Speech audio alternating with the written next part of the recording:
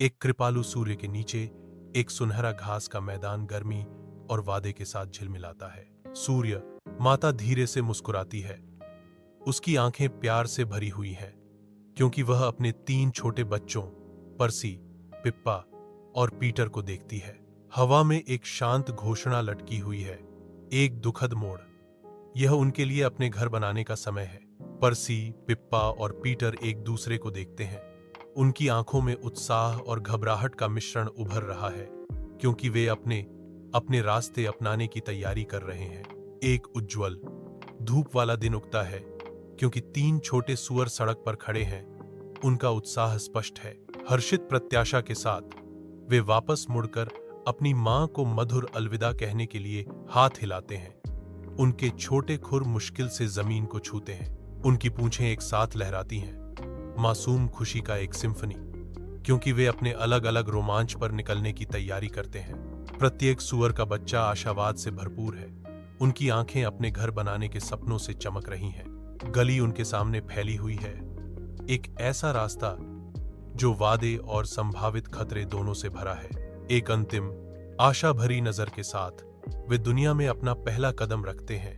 जो कुछ भी आता है उसका सामना करने के लिए तैयार है। सूरज की सुनहरी धूप में पारसी की चंचल आत्मा ताजी घास की बोरी से लदे एक आदमी को देखकर प्रज्वलित हो उठती है।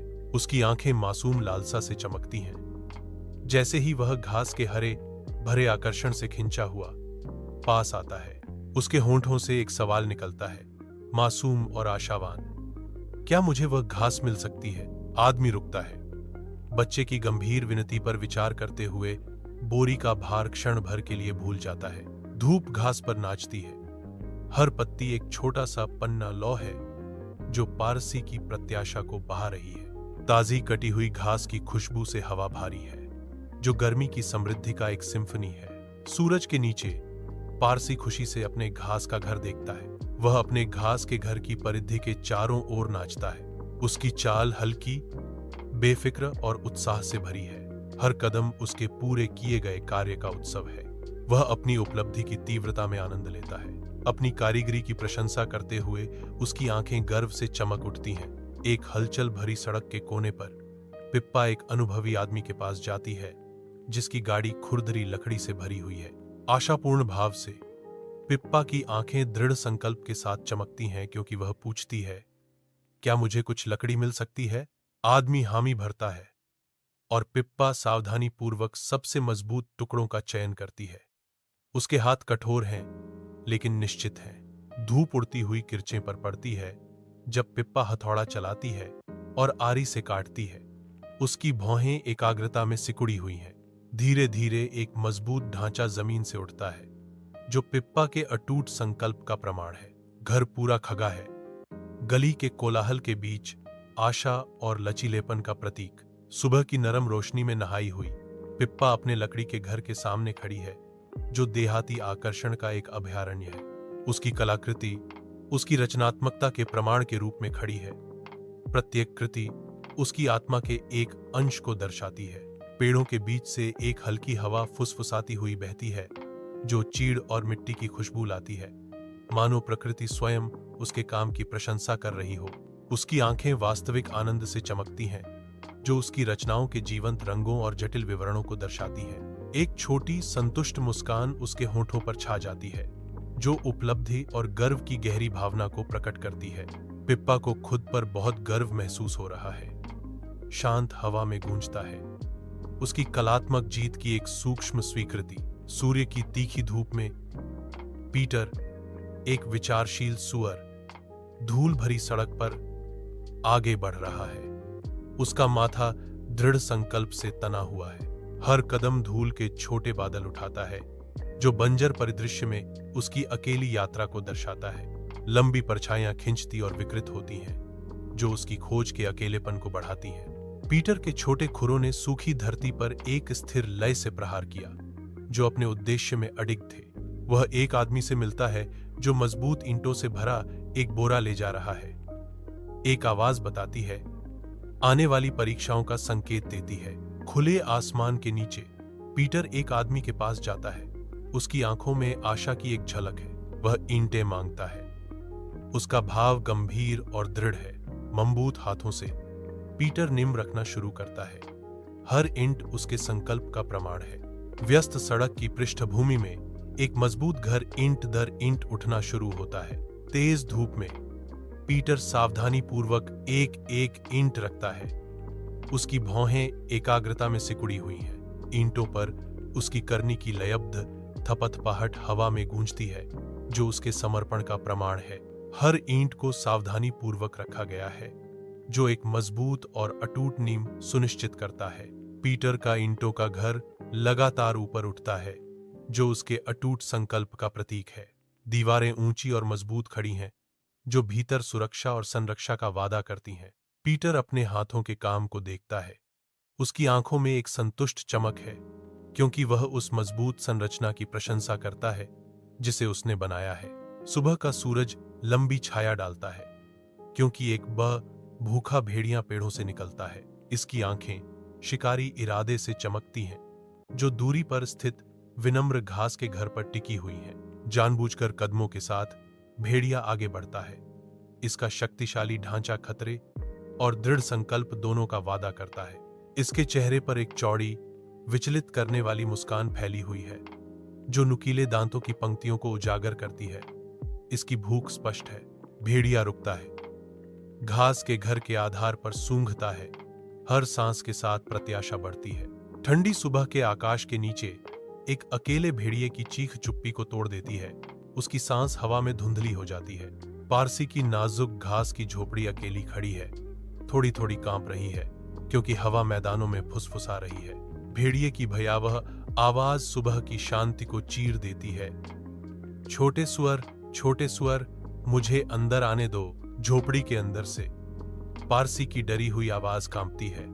नहीं नहीं, ठंडी सुबह की हवा में भेड़िए की चीख गूंजती है, जो खुले परिदृश्य में एक भयानक आवाज है। भेड़िए की सांस की धुंध नाजुक भोर के खिलाफ एक दृश्यमान खतरा है। घास का छोटा घर अकेला खड़ा है, आने वाले तूफान के सामने मानो रक्षाहीन। तो मैं हफ करूंगा और मैं पफ करूंगा और मैं तुम्हारा घर गिरा दूंगा, भेड़िया धमकी देता है।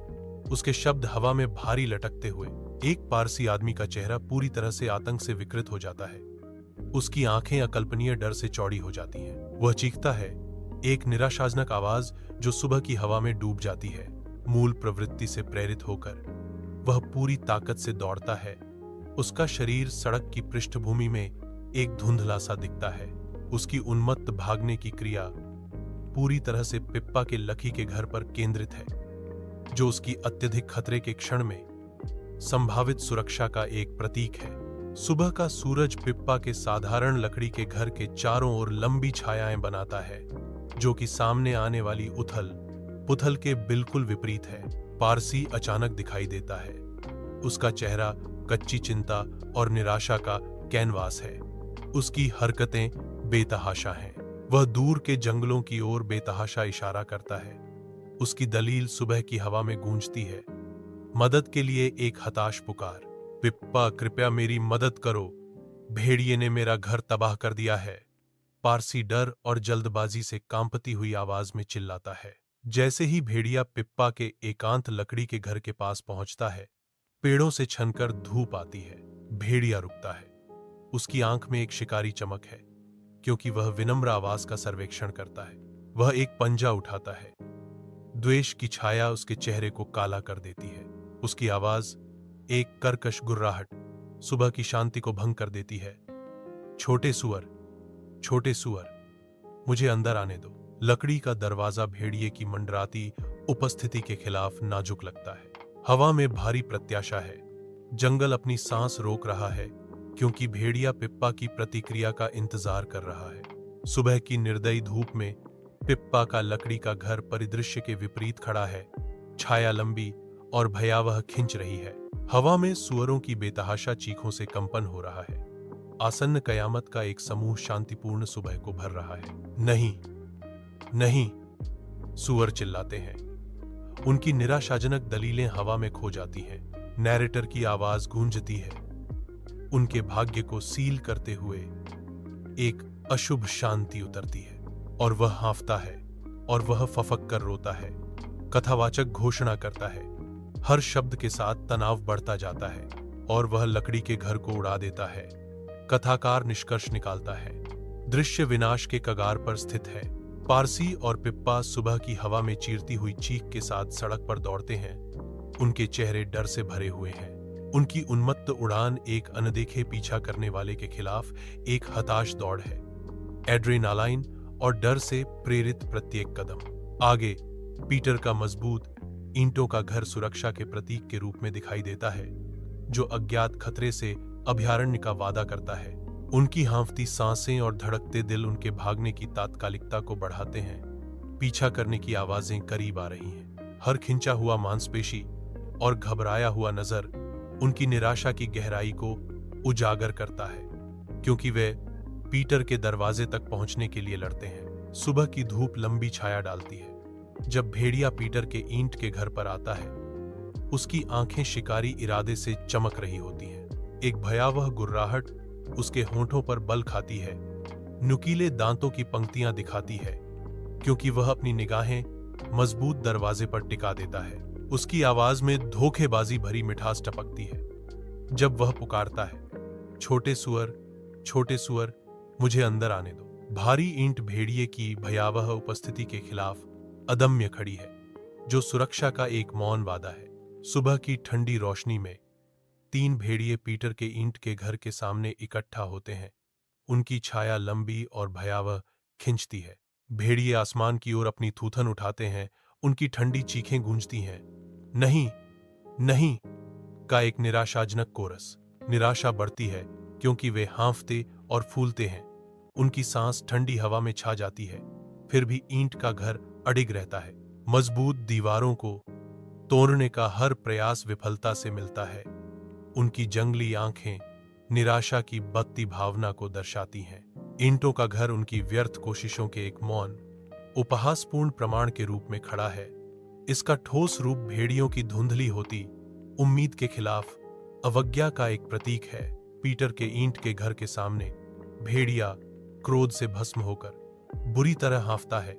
उसका लाल फर निराशा से भरा हुआ है। उसकी जलती हुई आंखें बेतहाशा इधर उधर घूमती हुई बदला लेने के लिए एक नया रास्ता तलाशती हैं। अचानक उसकी निगाह चिमनी पर टिक जाती है। उसके दिमाग में एक भयावह विचार कौंधता है। भेड़िए के चेहरे पर एक धीमी दुष्ट मुस्कान फैल जाती है, जो नुकीले दांतों को उजागर करती है। वह घर के चारों ओर घूमता है। उसकी आंखें चिमनी पर टिकी हुई हैं और वह नीचे उतरने की योजना बना रहा है। सुबह की धूप लंबी छाया डालती है, क्योंकि भेड़िया अपनी साहसी खतरनाक योजना को अंजाम देने की तैयारी करता है। सुबह की नरम रोशनी में नहाया हुआ पीटर का ईंटों का घर गर्मी और सुरक्षा के प्रतीक के रूप में खड़ा है। एक छाया दृश्य पर पड़ती है, क्योंकि भेड़िया पास ही मंडराता है। उसकी आंखें चालाकी भरी मंशा से चमक रही हैं। भेड़िए की ठंडी सांस ठंडी हवा में धुंधला जाती है, क्योंकि वह अपने प्रवेश की योजना बनाता है। मैं चिमनी से नीचे उतरूंगा, भेड़िया बड़बड़ाता है।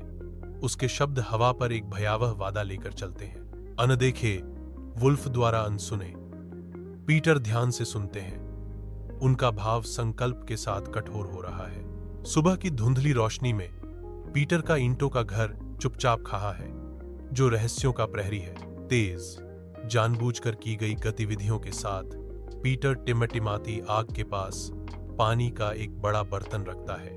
लपटें नाचती हैं, लंबी छायाएं डालती हैं जो पुरानी ईंटों पर खेलती हैं। बर्तन लपटों के ऊपर मंडराता है, उठती भाप और छिपे इरादों का एक मौन वादा। चिमनी के नीचे दृश्य सेट है, हर क्रिया मापी गई और शांत है। बढ़ती गर्मी एक सावधानी पूर्वक आयोजित योजना की शुरुआत का संकेत देती है। पीटर के आरामदायक ईंट के घर के बाहर सुबह की रोशनी धोखे भरी शांति में दृश्य को नहलाती है। अनदेखा, अनसुना भेड़िया चिमनी से उतरने की तैयारी करता है, जो निर्दोष आकाश के खिलाफ एक गहरा सिलहूट है। भूख से प्रेरित होकर भेड़िया अभेद्य दीवारों के भीतर उसका इंतजार कर रहे एक स्वादिष्ट भोज की कल्पना करता है। वह नीचे सरकता है, एक शिकारी अभयारण्य पर आक्रमण करता है। उसका पतन दुष्ट प्रत्याशा से प्रेरित है। भेड़िया अंधेरे में डूब जाता है तो ईंटें कोई प्रतिरोध नहीं करती। वह अपने अनजान शिकार के करीब है।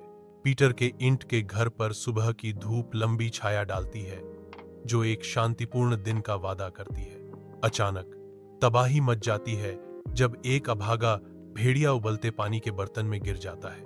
उबलती भाप ऊपर की ओर उठती है, कुछ क्षणों के लिए वुल्फ को पीड़ा के बादल में ढक लेती है।